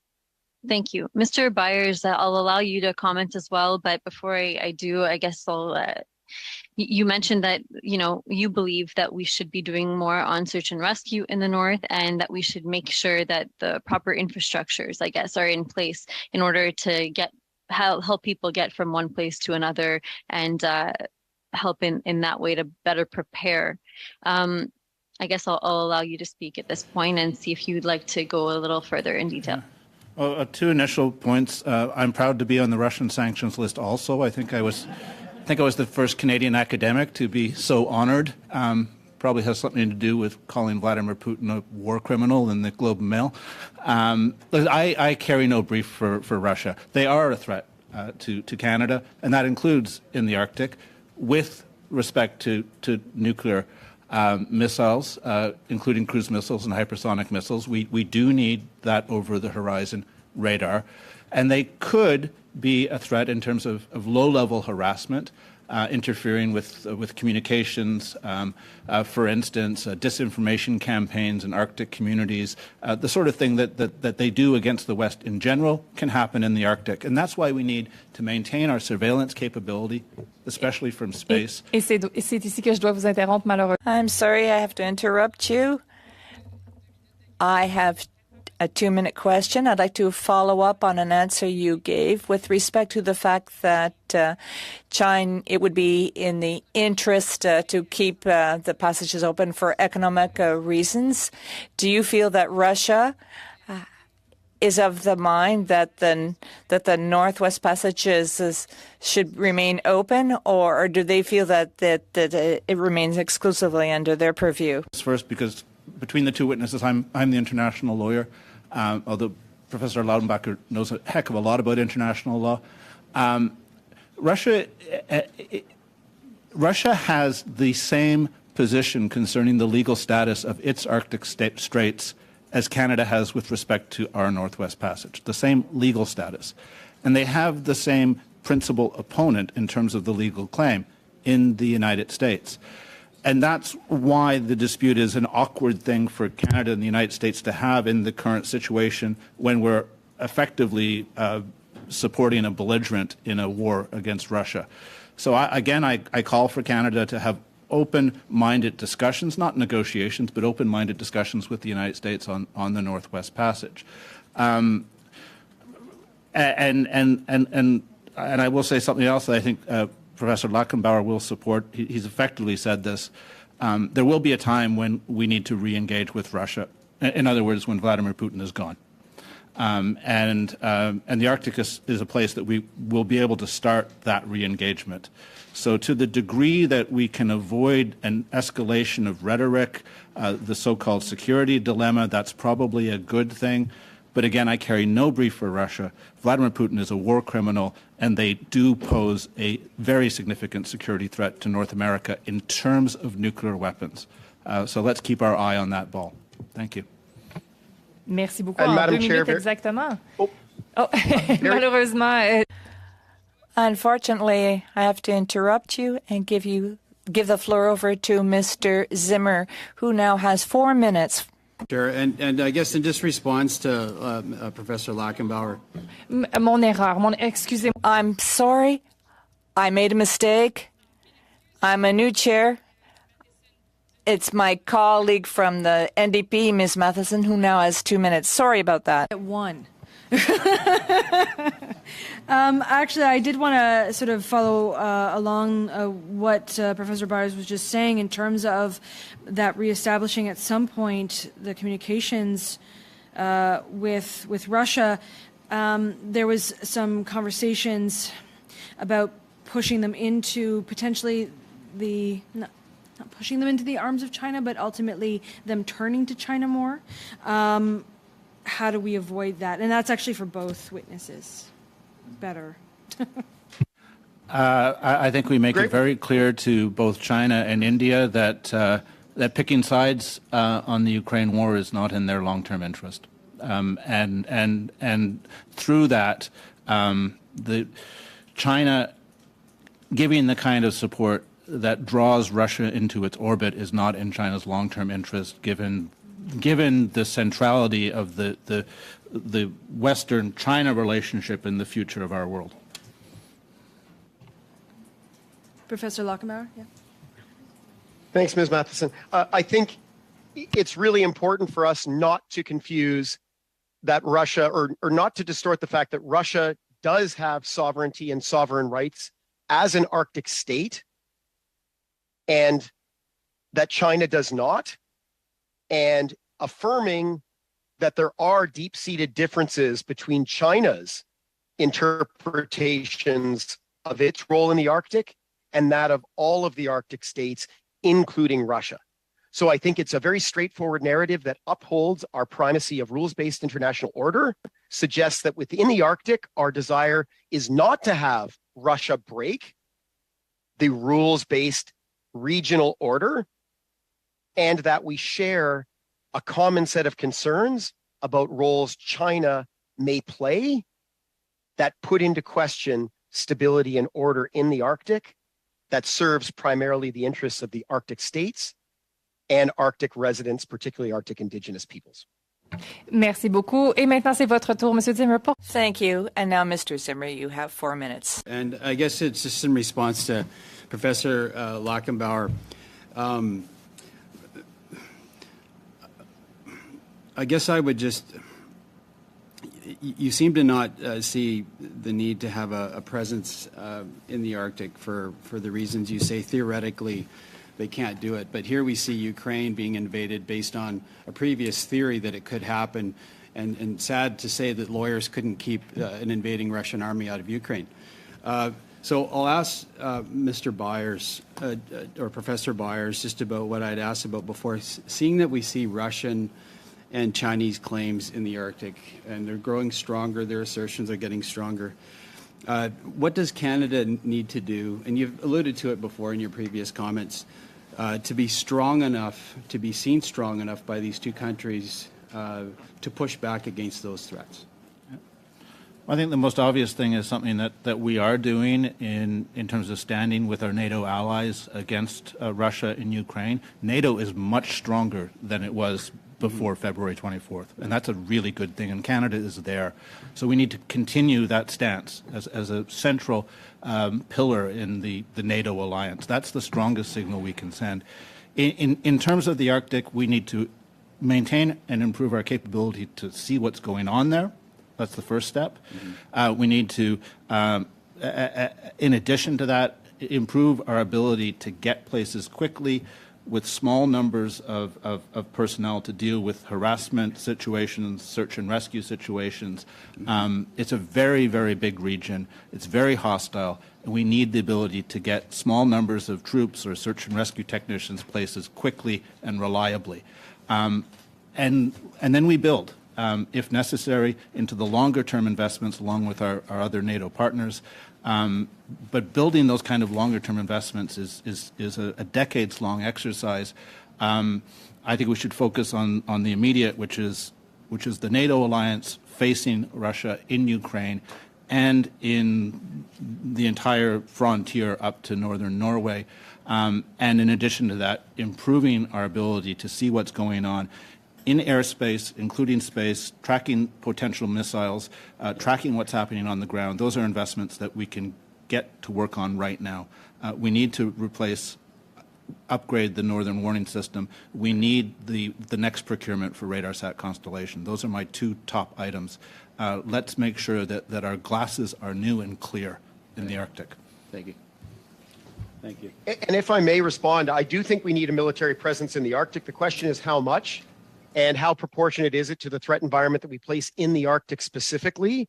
And I would argue that Canada can best defend the Arctic by investing smartly in homeland defense overall and in forward presence in Europe, and ensuring that we have done, as we've done historically, defend and defeat threats before they manifest in North America. And this includes making sure that we do invest in ready, agile, southern-based expeditionary capabilities, we might call them. And in this case, expeditionary within our country to be able to deploy southern troops to deliver kinetic effects where needed in the Canadian Arctic. And this goes to General Ayer's comments about persistent presence versus permanent presence. We have the permanent presence in the form of the Canadian Rangers in the communities.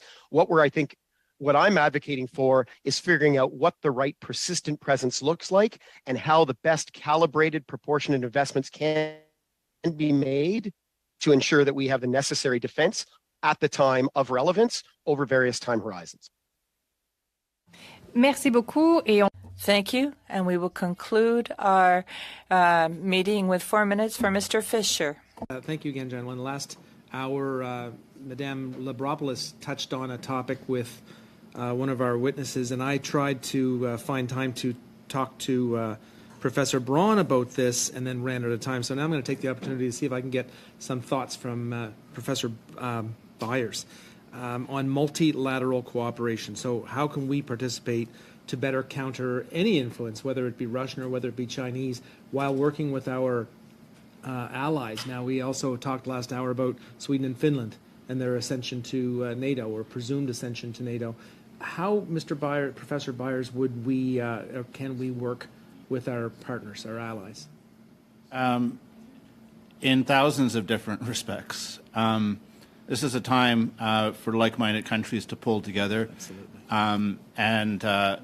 You can go from everywhere, from the United Nations down to bilateral cooperation, to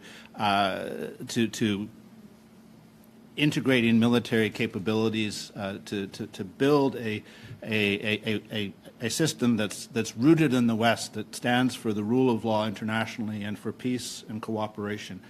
Partly because that makes us stronger as a collectivity, and partly because it sends a signal. One of the reasons I'm sure that Canada and Denmark resolved the maritime boundary dispute and the Hans Island dispute was to send a signal to the rest of the world that this is how civilized countries resolve their territorial differences. It's through negotiation. It's not through invasion. So I could go on, but we need to strengthen the trading regime. We need to fight back against the forces of provincialism, nationalism, the idea that it's, everyone is only in can only act in their own best interest. We need to see the Western alliance as something that's truly cohesive. So I guess what I'm arguing for here is that we do what we've done since February, with Western countries pulling together, standing up. It's been truly remarkable. I mean, everyone thought NATO was dead, especially during the last American administration, right? And see how it's come back and see how it stood up for democracy and freedom in Ukraine. We just need to build on that. So across the board, our diplomats should be charged with finding every opportunity for cooperation with our friends and not needlessly antagonizing our opponents. So let's keep the Arctic Council suspended so that when there's a new Russian government, we can start up again. Let's keep the International Space Station going. It's a place where Russia is actually cooperating with the West. There are a few things that we can try to stabilize, but the big thing is for the West to pull together. That would be an incredible spot to finish, but I think I probably still have a minute. So I'm going to give Professor Lachenbauer a chance to chime in on that. Hopefully he's as inspiring as you are. Great. Well, thanks. I hope so as well. I think really we see a singular opportunity where the importance of small and medium powers like Canada and the Nordic countries to actually send signals in this climate of global competition that great powers cannot. So I really see this as a moment for Canada to work bilaterally or multilaterally in smaller groups of like-minded countries to play a role in signaling our solidarity and also bring a dose of sobriety to some of the debates that are flourishing right now. And I think that starts with really focusing on what we mean when we're talking about Arctic security and Arctic defense versus great power competition more broadly, and really refining our messaging with like-minded states, with our NATO allies, to ensure that we are bolstering collective defense and integrated deterrence in the European Arctic and in the North Atlantic, as well as the North American Arctic. Merci infiniment. C'est ce qui met. Thank you. This concludes our round of questionings. Thank you, Professor Byers, Professor Lachenbauer, for your contribution. Once again, what you have said will be added to our report. I must apologize. I don't enjoy interrupting you constantly. So very quickly, for the next meeting on Tuesday, we will continue with the study on Arctic security with an aim to looking at modernization and to follow up on the motion that we recently received in committee. We have sent out invitations to the Canadian Armed Forces, and our clerk is waiting for information with respect to access to the Pantheon. Does someone request adjournment? Are you ready to adjourn? Meeting adjourned.